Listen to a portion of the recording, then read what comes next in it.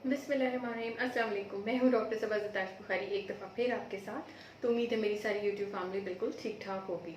तो coming winter जो है चूँकि आने वाला है, कुछ चीज़ें चल रही हैं, कुछ चीज़ें ऑलरेडी हम डिस्कस करते चले जा रहे हैं।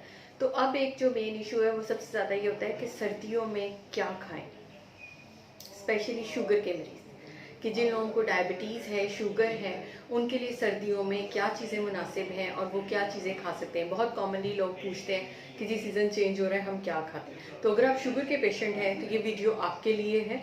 वीडियो को एंड तक ज़रूर देखिएगा, चैनल को लाइक शेयर एंड सब्सक्राइब कर दीजिएगा। तो जनाब, शुगर सबसे पहले मैं डिफ़ाइन कर दूं कि शुगर एक टाइप 1 होती है, एक टाइप 2 होती है। टाइप 1 जो शुगर होती है उसके लिए इंसुलिन मेन रिक्वायरमेंट है, उसके बगैर गुजारा नहीं है। टाइप 2 में एक हद तक दवाइयाँ चलती रहती हैं और फिर किसी स्टेज पे अगर ज़रूरत पड़े तो इंसुलिन को भी ऐड करना पड़ता है। अब चीज़ें हैं कि मेन एहतियातें आपने क्या करनी है सर्दियों में। पहली बात तो ये कि आपने सबसे पहली चीज़ अपने हाइड्रेशन बहुत अच्छी रखनी है। पानी का इस्तेमाल आपने मुनासिब रखना है और कोशिश करनी है कि आप पानी का इस्तेमाल सोने से 3 घंटे पहले तक ख़त्म कर दें, ताकि उसके बाद एक पुरसुकून चैन की नींद आप सो सकें। नंबर 2, आपने इसके साथ क्या करना है, आपने उन ग़िज़ाओं का इंतखाब करना है कि जिनमें ग्लाइसेमिक इंडेक्स कम है। ठीक है, यानी जो शुगर को यूं बढ़ाने की बजाय एक स्टेडीली बढ़ाती हैं, ताकि आप जो है वो जिस्म में इंसुलिन मुनासिब मकदार में खुद भी सिक्रीट हो और कुछ आपकी दवाइयाँ उसको कंट्रोल कर लें। तो लो ग्लाइसेमिक इंडेक्स फूड जैसे कि ब्राउन ब्रेड और वाइट ब्रेड में कैलोरीज एक है लेकिन सिर्फ इंडेक्स का फ़र्क है, तो आपने उन ग़िज़ाओं का इस्तेमाल करना है। नंबर 3, अगर गुर्दे माशाल्लाह आपके ठीक काम कर रहे हैं, आपके डॉक्टर ने आपको कहा हुआ है कि आप कुछ भी खा सकते हैं, तो फ्रूट्स आप किसी भी तरह का किनू, माल्टा या उसके साथ मौसमी, ग्रेपफ्रूट, ठीक है, ये वो फल है कि इनमें से कोई एक आप दिन में यूज़ कर सकते हैं। उसके साथ मीडियम साइज़ का सेब या एक मीडियम साइज़ का अमरूद आप दिन में जो है वो यूज़ कर सकते हैं। केला, खजूर, आम, अंगूर, ये 4 चीज़ें बेहतर है कि आप ना लें। अगर कभी कभार लेनी पड़ जाए तो कोई हर्ज नहीं है। उसके बाद हम आते हैं नट्स की तरफ कि नट्स में से क्या ले सकते हैं। बहुत मीठे जैसे कि खुबानियाँ हैं तो कोशिश करें कि वो ना लें। उसकी बजाय आप जो है 5 से 10 जो है वो बादाम ले सकते हैं। इसी तरह 10 से 12 पिस्ते के दाने ले सकते हैं। आप इसी तरह जो है आप अखरोट ले सकते हैं 2 से 3, इंजीर 2 से 3 आप इस्तेमाल कर सकते हैं। स्पेशली वो लोग जिनको कब्ज़ के इश्यूज़ रहते हैं उनके लिए इंजीर जो है वैसे भी फ़ायदेमंद है। और उसके साथ आता है कि जी नाश्ते की ऑप्शंस क्या हो सकती हैं। नाश्ते में आप ओट यानी जौ का दलिया यूज़ कर सकते हैं। उसमें आप कोई भी तरह के नट्स अगर आप चाहें तो आप एक टाइम में आपने लेने हैं, आप वो चाहें तो अपने नाश्ते में यूज़ कर सकते हैं।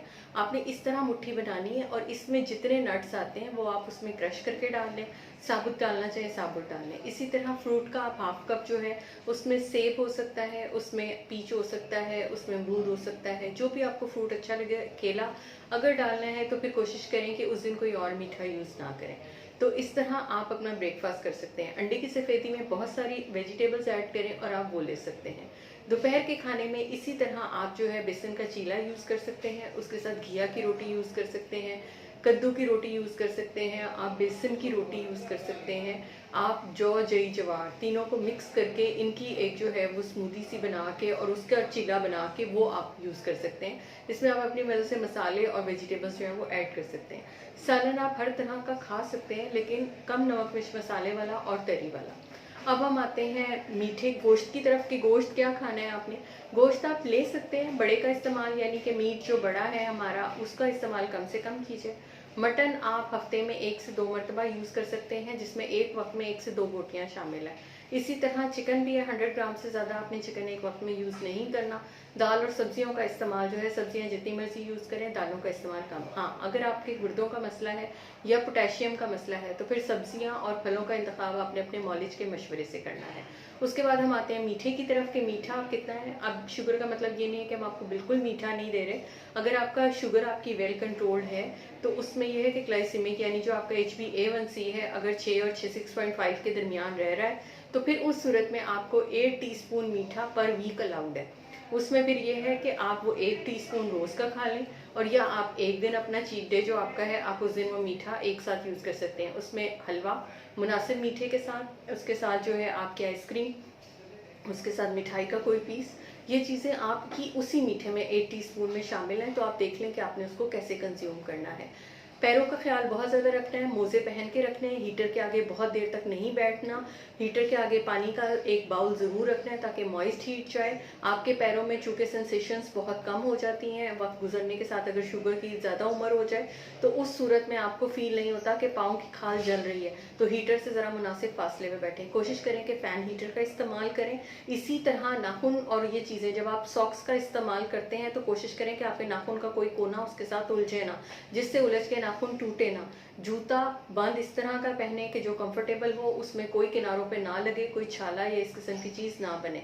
अगर पाँव में किसी भी किस्म का कोई छाला बनता है तो आपने फौरी तौर पे अपने मौलिद से रब्ता करना है। तो ये जनाब चंद छोटी छोटी एहतियाती तदाबीर थी, और अगर आप कुछ पूछना चाहते हैं मज़ीद शुगर के मुतालिक तो नीचे कमेंट करके मेरे से पूछ लीजिएगा। तब तक के लिए अपना बहुत ख्याल रखिएगा। अल्लाह आपका हामी और नासिर। अल्लाह हाफ़िज़।